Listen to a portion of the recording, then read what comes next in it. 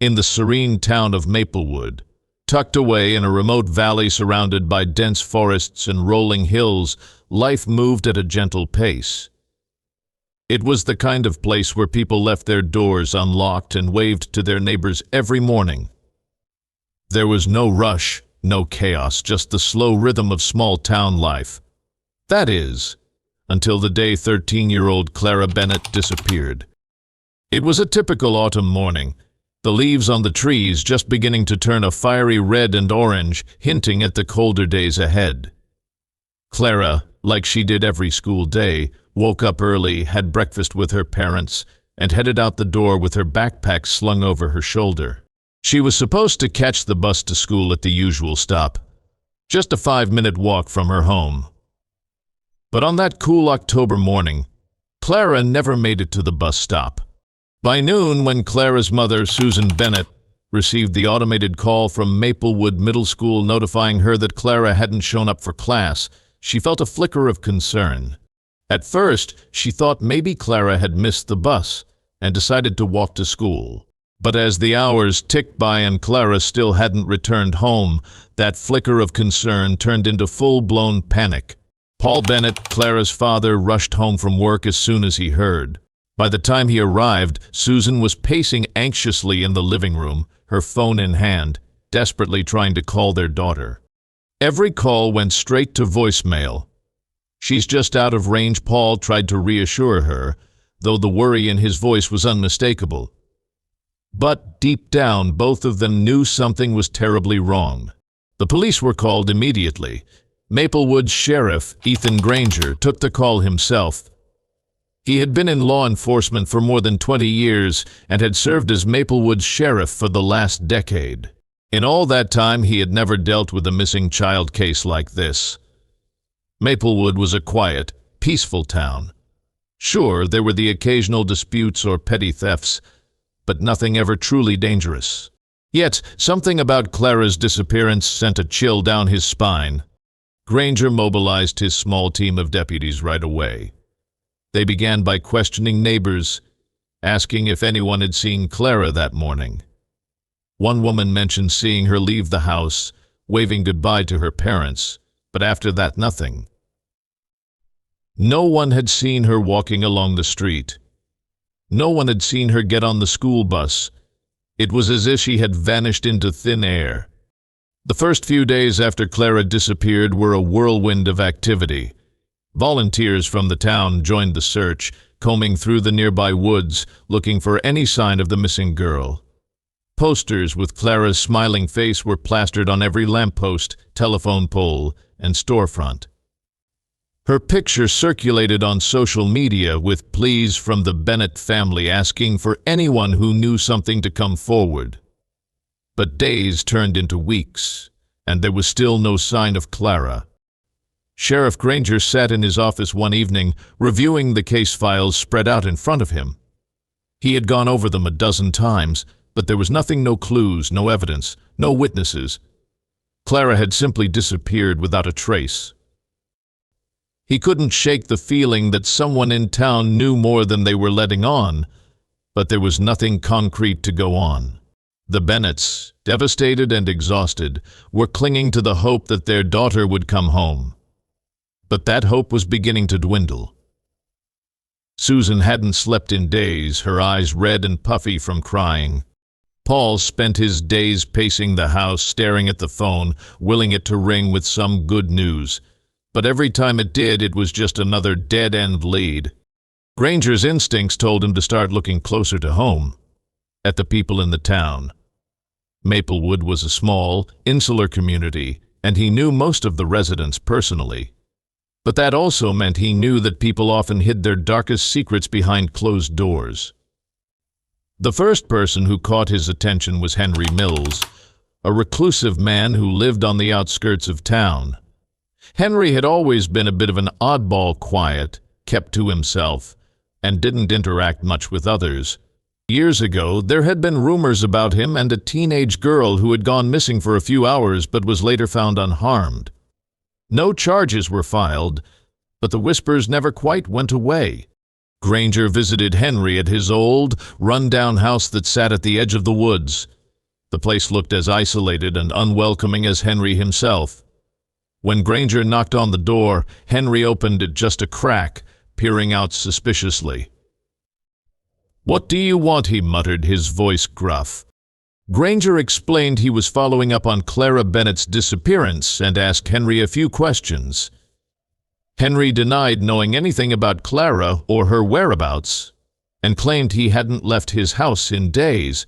Granger took note of the man's disheveled appearance and nervous demeanor, but without any evidence he couldn't do much. Still, Henry remained at the back of Granger's mind. As the investigation progressed, another name surfaced: Stephen Nash.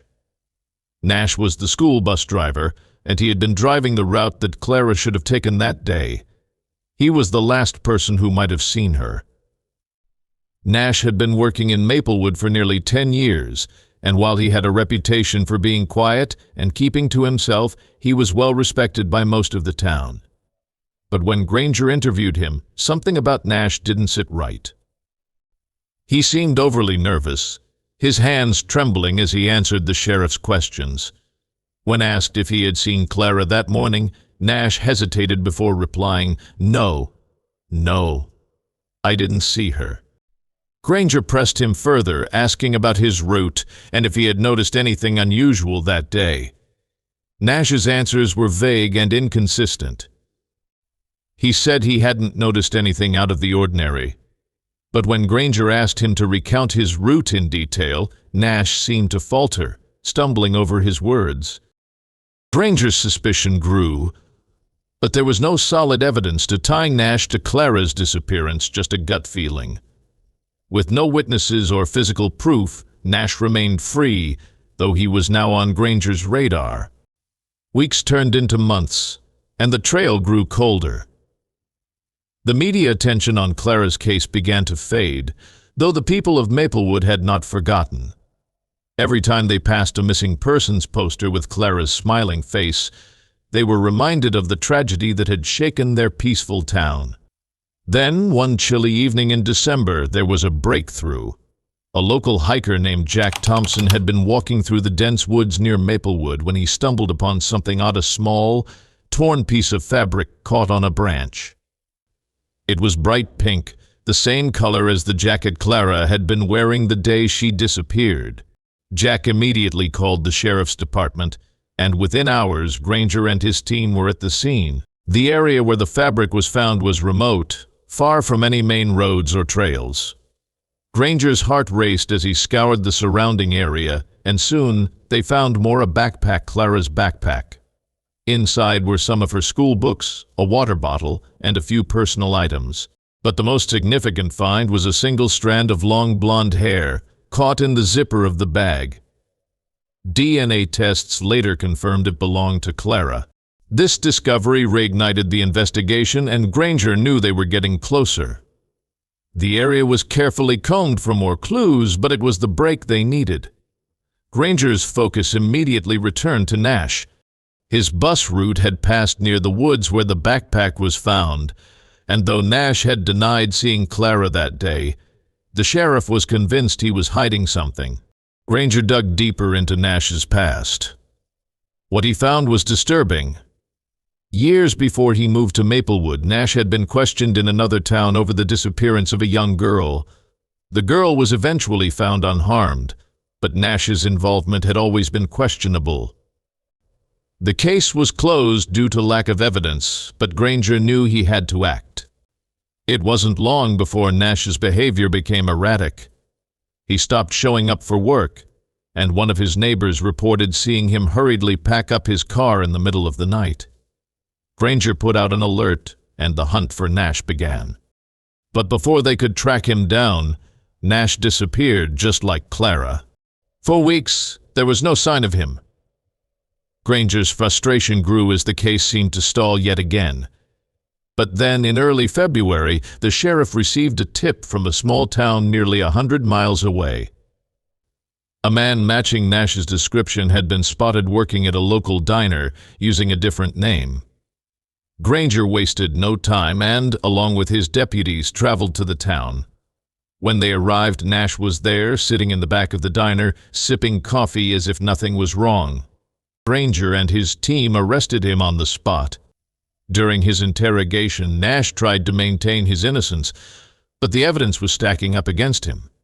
Under pressure, he finally cracked. He admitted to abducting Clara that morning, luring her into his bus by claiming there had been a change in the route. He had taken her to a remote cabin in the woods, where he had kept her for several days before panicking. Nash confessed to killing Clara and burying her body deep in the woods, far from where her belongings were found. Following Nash's confession, a search team was sent out to recover Clara's remains. It took days of combing through the dense forest, but eventually they found her. Clara's family was devastated, but they finally had the closure they had been waiting for. Nash was sentenced to life in prison without the possibility of parole, but for the Bennetts and the people of Maplewood, the pain of losing Clara would never truly go away. The town, once so full of warmth and trust, was now scarred by the tragedy. Parents no longer let their children walk to school alone, and the quiet streets of Maplewood seemed a little darker, a little less safe. As for Sheriff Granger, the case had taken its toll on him as well. He had solved the mystery, but at a great cost. Still, he remained determined to protect the people of Maplewood, knowing that in a world where anything could happen, even in the safest of places, his job was more important than ever.